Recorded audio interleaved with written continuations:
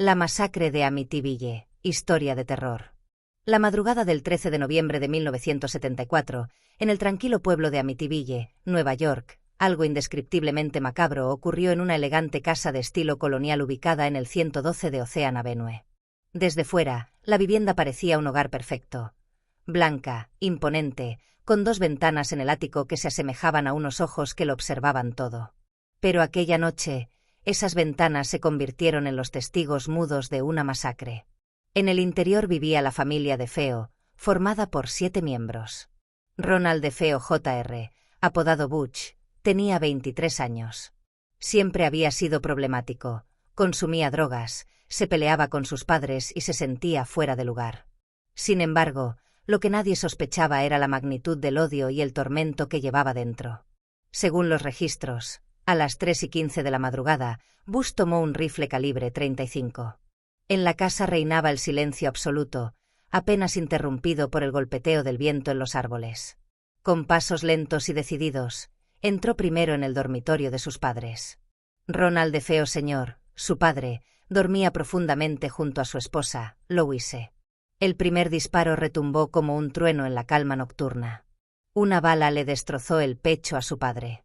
Antes de que su madre pudiera reaccionar, una segunda detonación le atravesó la espalda.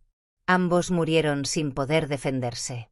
Lo escalofriante es que nadie más en la casa pareció despertar con los disparos. Butch continuó su recorrido. En la habitación contigua dormían sus hermanos menores, Mark y Ian, de apenas 12 y 9 años.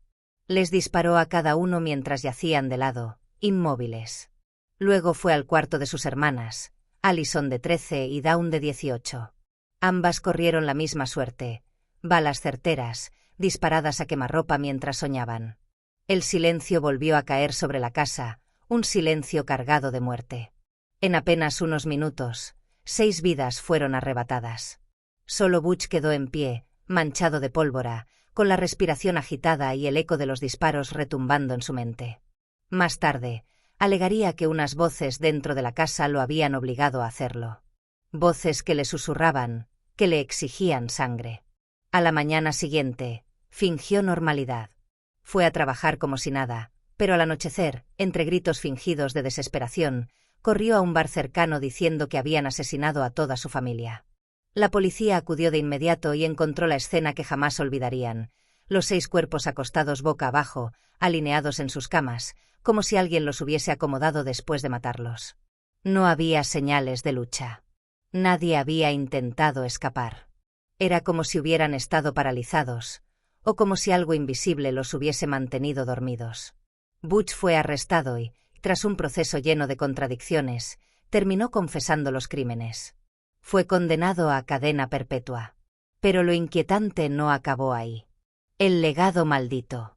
Un año después, en 1975, la casa volvió a ser habitada. La familia Lutz, compuesta por George y Katy con sus 3 hijos, compró la vivienda a un precio muy bajo. Pensaban que habían encontrado la casa de sus sueños, pero en 28 días se convertiría en su peor pesadilla. Desde la primera noche, George comenzó a despertarse a las 3:15 de la madrugada, la misma hora de la masacre. Decía escuchar pasos, portazos y respiraciones en la oscuridad. La temperatura de la casa bajaba de golpe, aún con la calefacción encendida. Katy tuvo pesadillas recurrentes en las que revivía los asesinatos de los DeFeo. Uno de los hijos aseguró haber visto unos ojos rojos brillando desde la ventana del ático. Incluso un sacerdote que acudió a bendecir la casa escuchó una voz gutural que le ordenó: «¡Fuera!». Se marchó aterrado y nunca quiso regresar. Los fenómenos aumentaban cada día: olores nauseabundos, manchas de baba verde en las paredes, sombras que se movían por los pasillos. George afirmaba escuchar constantemente un zumbido, como de enjambres invisibles, y sentía que la casa lo observaba. Una noche, Katy despertó gritando. Su rostro había cambiado en el espejo, arrugándose como si hubiera envejecido de repente.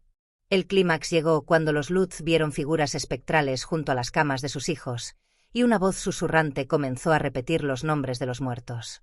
Desesperados, la familia huyó sin llevarse pertenencias. Jamás volvieron. El misterio sin resolver. Con el tiempo, investigadores paranormales, escritores y cineastas se sintieron atraídos por el caso. Algunos afirmaban que los Lutz inventaron la historia para lucrar con el horror. Otros sostenían que la energía de los asesinatos había abierto una puerta que nunca se cerró. Lo más perturbador sigue siendo el detalle de la masacre. ¿Cómo pudo Butch disparar 6 veces en una casa llena de personas sin que nadie se despertara? Ningún vecino escuchó los disparos, a pesar de que el rifle no tenía silenciador. Las víctimas fueron encontradas boca abajo, como si algo sobrenatural las hubiera mantenido inmóviles, esperando su destino. La casa del 112 de Ocean Avenue aún existe, aunque con cambios en su fachada para alejar curiosos. Pero quienes pasan por allí aseguran que, en las noches silenciosas, las ventanas del ático todavía parecen 2 ojos que vigilan. Algunos juran escuchar disparos lejanos, otros sienten un escalofrío inexplicable, como si la casa respirara.